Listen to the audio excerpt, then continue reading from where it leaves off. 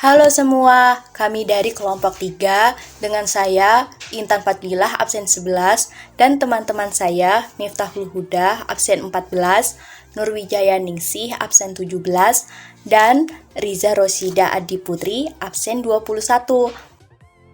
Di sini kami akan mempresentasikan tentang hak asasi manusia. Hak asasi manusia adalah hak yang melekat pada manusia sebagai anugerah Tuhan yang wajib dihormati, dijunjung tinggi, dan dilindungi oleh negara, hukum, dan semua orang. Hak asasi manusia atau HAM memiliki sifat universal, yaitu hak asasi manusia secara umum berlaku di seluruh dunia dengan tetap menghormati adat istiadat dan budaya masing-masing. Berikutnya, HAM juga bersifat kekal, yaitu hak manusia sejak dari dikandungan hingga meninggal dunia. Hak asasi manusia itu meliputi hak untuk hidup, hak berkeluarga dan melanjutkan keturunan, hak mengembangkan diri, hak memperoleh keadilan, hak atas kebebasan pribadi, hak atas rasa aman, hak atas kesejahteraan, dan hak turut serta dalam pemerintahan. Berikutnya, saya akan menjelaskan tentang landasan hukum hak asasi manusia. Dasar hukum hak asasi manusia yang paling tinggi dan paling utama adalah sila-sila pada Pancasila. Kelima sila Pancasila memuat hak asasi manusia dengan penjabaran sebagai berikut. Sila yang pertama, menjamin kebebasan dalam memeluk agama. Sila kedua, memperlakukan manusia dengan pantas sesuai dengan harkat, martabat, dan derajatnya. Sila ketiga, mengutamakan kepentingan bangsa dan negara. Sila keempat, menjamin warga negara untuk berkumpul, berpendapat, dan berperan serta dalam pemerintahan.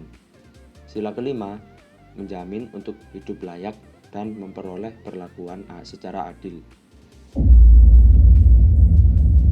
Pada pasal 28G, pertama, setiap orang berhak atas perlindungan diri pribadi, keluarga, kehormatan, martabat, dan harta benda yang dibawa kekuasaannya, serta berhak atas rasa aman dan perlindungan dari ancaman, ketakutan untuk berbuat atau tidak berbuat sesuatu yang merupakan hak asasinya.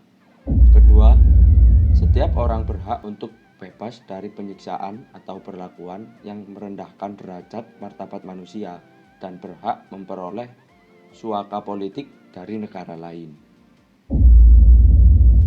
Pada pasal 28C, pertama, setiap orang wajib menghormati hak asasi manusia orang lain dalam tertib kehidupan bermasyarakat, berbangsa, dan bernegara. Kedua, dalam menjalankan hak dan kebebasannya, setiap orang wajib tunduk kepada pembatasan yang ditetapkan dengan undang-undang dengan maksud semata-mata untuk menjamin pengakuan serta penghormatan atas hak dan kebebasan orang lain dan untuk memenuhi tuntutan yang adil sesuai dengan pertimbangan moral, nilai-nilai agama, keamanan, dan ketertiban umum dalam suatu masyarakat yang demokratis. Selanjutnya, merupakan pelanggaran hak asasi manusia di masyarakat. Pertama, menghalangi kebebasan seorang pemeluk agama untuk beribadah. Kedua, melakukan pencurian atau pengambilan paksa hak orang lain. Ketiga, menghalangi dan tidak menghargai pendapat seseorang. Keempat, pencemaran nama baik seseorang. Umumnya, korban pelanggaran hak asasi manusia berat akan menderita luka fisik, mental, penderitaan emosional, dan kerugian lain yang berkaitan dengan hak asasi manusia. Di Indonesia sendiri, telah terjadi beberapa contoh kasus pelanggaran hak asasi manusia berat, seperti kasus Tanjung Priuk, penculikan aktivis, tragedi Semanggi, tragedi Trisakti, dan kasus pembunuhan Munir. MS, seorang pria yang mengaku menjadi korban pelecehan seksual Seksual dan Perundungan di Kantor Komisi Penyiaran Indonesia atau KPI melapor ke Polres Metro Jakarta Pusat pada Rabu malam. Kami sesalkan, kalau memang itu benar dan terbukti terjadi, tentunya kami akan mengambil langkah dan sikap yang tegas.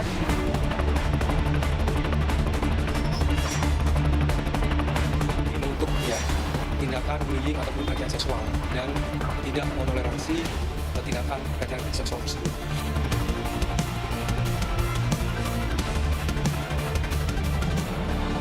Baik, di sini selanjutnya kelompok kami mengangkat salah satu kasus, yaitu kasus pelecehan pegawai KPI yang sempat gempar di media. Dengan kronologi kasus pelecehan pegawai KPI, yaitu tempat kejadiannya berada di Komisi Penyiaran Indonesia atau KPI dan korban berinisial MS, sedangkan pelaku berjumlah 5 orang yang berinisial RM, FP, RE, EO, dan CL. Korban berinisial MS mengaku sudah mengalami perundungan sejak 2011. Sejak bergabung dengan KPI, ia menjelaskan perundungan yang dialaminya dilakukan oleh beberapa seniornya. Dan untuk puncaknya terjadi pada tahun 2015. Di mana MS juga mengalami kekerasan seksual. Insiden ini membuat korban atau MS trauma. Ia sudah sempat mengadu ke Komnas HAM, namun ia hanya dianjurkan melaporkan kasusnya ke polisi. Berikut beberapa kronologi atau alur kejadian kasus pelecehan pegawai KPI yang berinisial MS. Pada tahun 2011, korban diterima sebagai pegawai KPI dan mulai bekerja di KPI.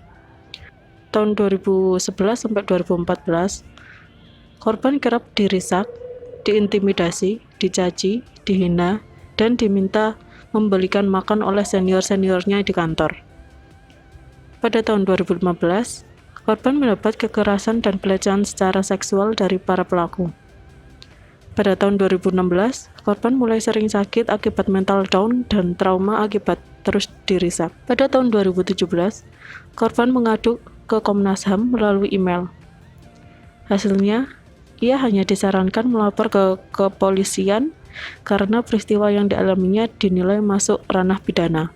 Pada tahun 2019, tak tahan dengan terus dirisak, korban mengadu ke Polsek Gambir. Namun polisi justru menganjurkan ia menyelesaikan secara internal. Pada tahun 2020, korban mencoba kembali melapor ke kepolisian, tapi hasilnya masih sama, nihil. 2021, setelah pengakuan korban MS viral di media sosial, 1 September, korban kembali melaporkan peristiwa yang dialaminya ke Polres Jakarta Pusat didampingi Komisioner KPI. Dan kali ini laporan diterima oleh kepolisian. Selanjutnya, 2 September, KPI memanggil 7 terduga pelaku untuk menginvestigasi kasus ini.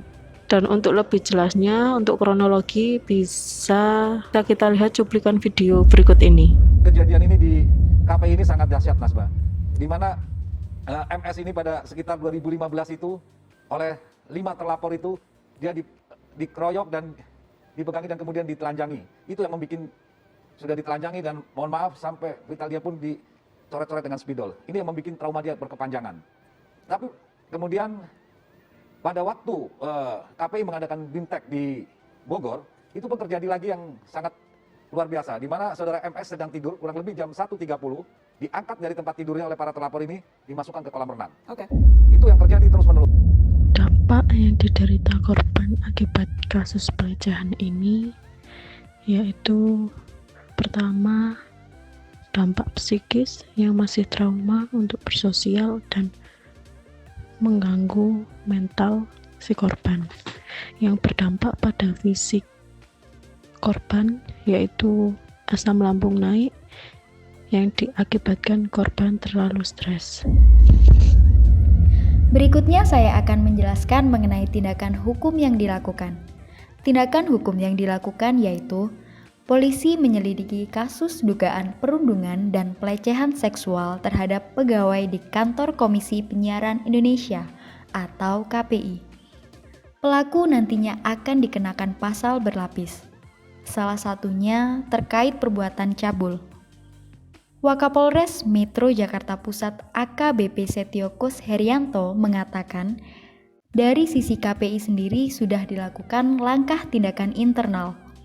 Dari Polres Metro Jakarta Pusat semalam sudah melakukan pemeriksaan terhadap terlapor dengan dugaan pidana pasal 289 dan 281 KUHP Jangtu 335. Berikut bunyi pasal 289 KUHP.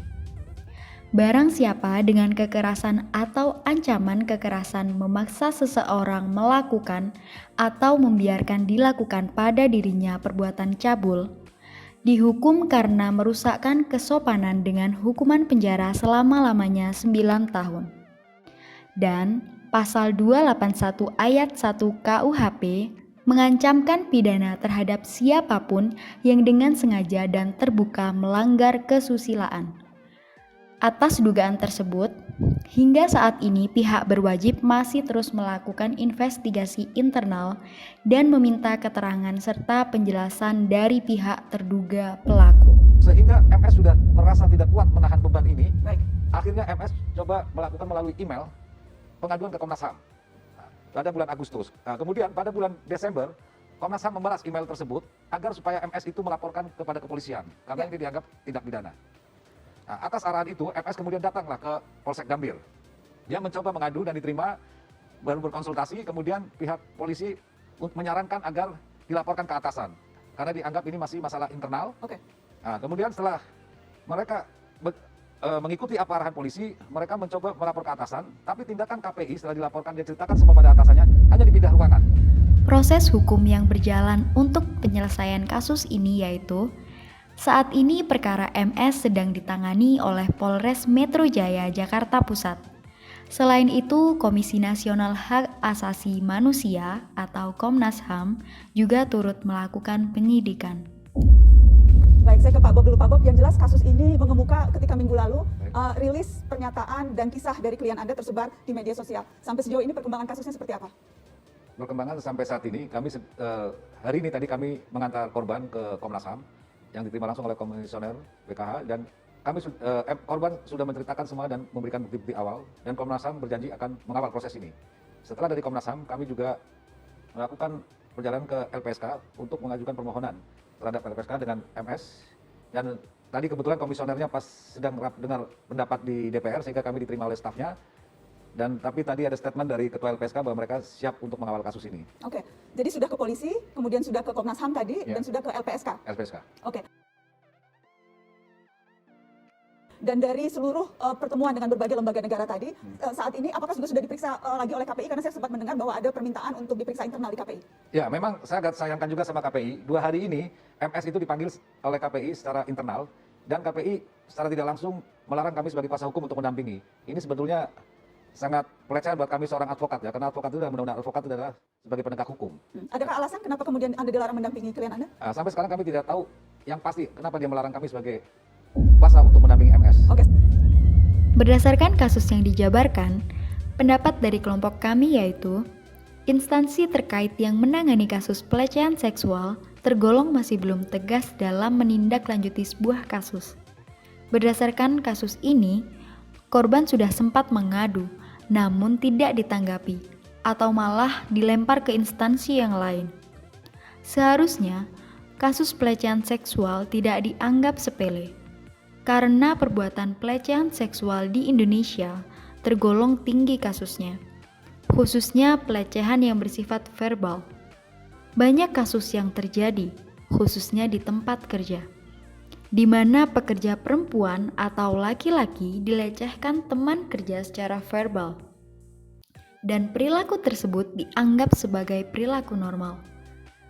Pihak terkait yang menangani kasus seharusnya lebih cepat dan tanggap, agar pelaku bisa ditindaklanjuti serta korban bisa merasa aman dan tidak menimbulkan trauma yang berkepanjangan. Demikian tayangan video yang membahas mengenai hak asasi manusia. Kami dari kelompok 3 mengucapkan terima kasih atas perhatiannya. Semoga dari video ini bisa membawa manfaat untuk teman-teman semuanya. Mari kita diskusi.